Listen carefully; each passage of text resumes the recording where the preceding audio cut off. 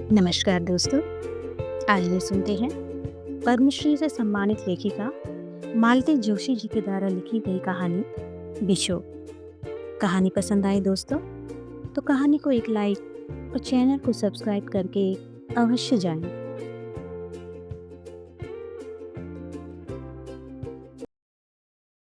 विजय दफ्तर के लिए तैयार हो रहा था कि सुधा ने आकर पूछा, सुनो, वो पड़ोस का दीपक है ना, उसका दोस्त अपनी अलमारी देखना चाहता है, दिखा दे। अलमारी? विजय चौंक पड़ा। अपनी अलमारी की तारीफ दीपक के दोस्तों तक कैसे पहुंच गई? दरअसल वो क्या हुआ, सुधा ने खिसियाई स्वर में कहा। एक दिन कबाड़ी को बुला लिया था मैंने, पर उसे अकेले घर में ले जाने की हिम्मत नहीं पड़ी, तो सहारे के लिए दीपक को बुला लिया। कबाड़ी मरा 35 रुपये से आगे ही नहीं बढ़ रहा था।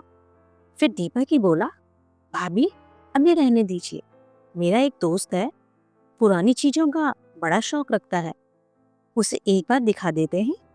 पता है, वह इन पुरानी चीजों को खरीदकर ऐसी काया पलट कर देता है कि पहचान ही नहीं जाती।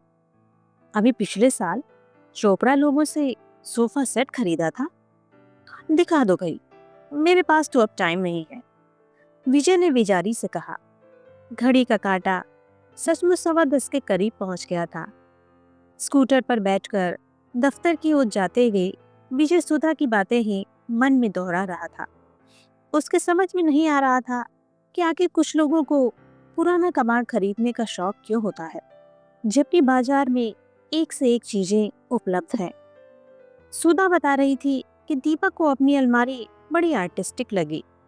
विजय को इसी बात पर बड़ी हंसी आ रही थी। भाई आर्टिस्टिक उसमें क्या है, पुराने जमाने का भारी भरकम ढांचा है बस। इस छोटे से घर में तो एकदम असंगत लगता है। हाँ, उसके दोनों पल्ले जरूर नक्काशीदार हैं, पर विजय ने उन्हें कभी प्रशंसा की दृष्टि से नहीं देखा। वे बेल बूटे एक तरह से सिरदर्द ही थे। इतनी गर्द पड़ जाती थी उनमें। साल में 2-4 बार तीज त्योहार पर वह खूब तेल पानी लगाकर उन्हें चमकाने का प्रयास करता था, पर 4-6 दिन बाद वह फिर वैसे के वैसे हो जाते थे। उस अलमारी से निजात पाने की बात कब से उसके मन में थी, पर सुधा ने तो इस दिशा में बकायदा अभियान शुरू कर दिया है। इस बात की उसे जानकारी ही नहीं थी। सुधा की उतारली स्वाभाविक ही थी। इस महीने उसकी बीसी खुली थी। एक डाइनिंग टेबल लेने का वह कब से सपना देख रही थी, पर घर में जगह कहाँ है। इतनी सी तो रसोई है और बीच वाला कमरा आधा इस अलमारी ने घेर रखा है। फाइलों में उलझते हुए विजय नई डाइनिंग टेबल के बारे में ही सोच रहा था। विजय की इच्छा थी 4 का ले लें, पर सुधा का कहना है चीज रोज रोज तो नहीं बनती, एक बार हिम्मत करके बड़ा सही ले डालो। हम क्या जिंदगी भर इसे घर में बने रहेंगे। गहराई से सोचने पर सुधा की बात ठीक ही मालूम होती थी। वैसे भी औरतें इस मामलों में ज्यादा प्रैक्टिकल होती हैं। वैसे अम्मा अगर होती तो किसी की मजाल नहीं थी कि अलमारी को बेच दे। एक अजीब सा मोह था अम्मा को इस अलमारी से। कहती, ये मेरे बाबूजी की पहली तनख्वाह की खरीद है, बड़ी बरकत वाली चीज है। इसी के साथ तो घर भरता चला गया। और फिर बड़े मनोयोग से उस पहली तारीख का किस्सा सुनाने लगती, जब शाम को बाबूजी 4 कुलियों के सिर पर यह अलमारी लदवा कर लौटे थे। अम्मा दिन भर बैठे बैठे पता नहीं कितने सपने बुनती रही थी। शाम को जब सुना कि आधी तनख्वाह उसमें स्वाहा हो गई, तो एकदम बरस पड़ी। बाबूजी फिर देर तक उन्हें मनाते रहे, समझाते रहे थे। बोले, शकुन की माँ, इस बार मुझे माफ कर दो। तुम देखना, साल भर में तुम्हारी अलमारी गहनों कपड़ों से भर दूंगा। हाय राम, सुधा कहती, क्या शकुन जीजी उस समय थी बाबूजी की पहली तनख्वाह पर? थी क्यों नहीं, कम्मो भी थी। बहू, छोटे में शादी हुई थी तब, अब की तरह थोड़े ही है कि। पता नहीं कितनी बार विजय इस प्रसंग को सुन चुका था।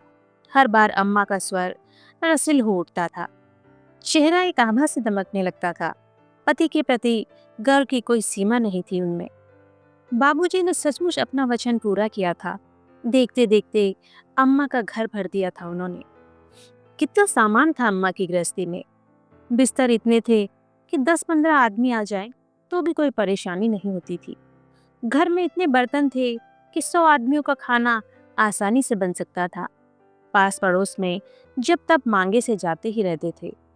बारात तो इतनी बड़ी थी कि 2 बच्ची आसानी से बैठकर नहा ले। गुसल खाने में तांबे की बड़ी सी गंगा जली थी। पूरी 3 बाल्टी पानी आता था। गांव वाला उनका घर पुराना सही पर काफी बड़ा था। वहां इतने सामान का अता पता भी नहीं चलता था। पर शहर के 3 कमरों के फ्लैट में तो उनकी उपयोगिता शून्य रह गई थी। कुछ तो वह गांव में ही छोड़कर आ गए थे। कुछ चीजें सुधा सोच समझ कर ले आई थी। उन्हें उसने अपनी दृष्टि से भुना लिया था।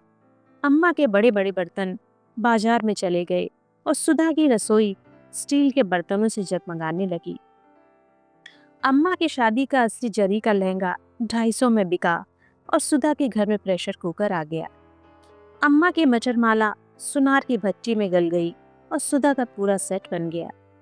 चांदी के बड़े बड़े थाल सर्राफे में चले गए और विजय के पास स्कूटर आ गया।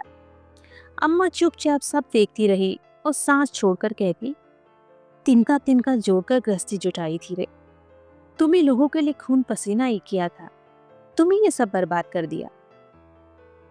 वे लोग कभी नई जमाने की दुहाई देकर या छोटे घर का सबल कारण बताकर उन्हें मना लेते, पर अलमारी ना, उन्होंने किसी को छूने भी न दी।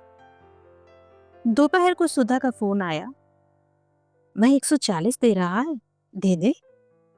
बिल्कुल, एकदम दे डालो। विजय ने छूटते ही हामी भर दी। उसे लग रहा था दीपक का दोस्त कलाकार हो ना हो, खपती जरूर है। 140 रुपये तो उसकी खरीद भी नहीं है। इतनी बड़ी रकम तो एक मुश्त बाबूजी खर्च भी न कर पाते। बेचारों का वेतन था ही कितना। जितने पर वे रिटायर हुए उतनी पर तो विजय ने शुरू किया है, पर उतनी सी कमाई में बाबूजी कितना कुछ कर गए। आज उनके पास जो है उन्हीं की बदौलत है। उसकी अपनी तनख्वाह तो खाने कपड़े पर ही खर्च हो जाती है। बाबूजी के जमाने में इस अलमारी की भी अजीब शान थी। अम्मा उसे हमेशा चमकाकर रखती। उसमें रखी हर चीज भी करीने से लगी होती। सबसे निचले वाले हिस्से में धोबी की धुली चादरें, कंबल और शालें रहती। मेहमानों के आने पर ही उन्हें काम में लिया जाता। उससे ऊपर वाले तल्ले में चीनी के कप प्लेटें, चम्मच, कांच के गिलास तथा फूलदार ट्रे रहती। ये चीजें भी खास खास मेहमानों के लिए ही निकाली जाती थी।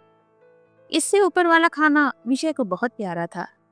इसमें अम्मा की तीज त्योहार या शादी ब्याह पर पहने जाने वाली साड़ियां रखी रहती थी। विजय अक्सर इन साड़ियों में सिर डालकर सूंघता रहता।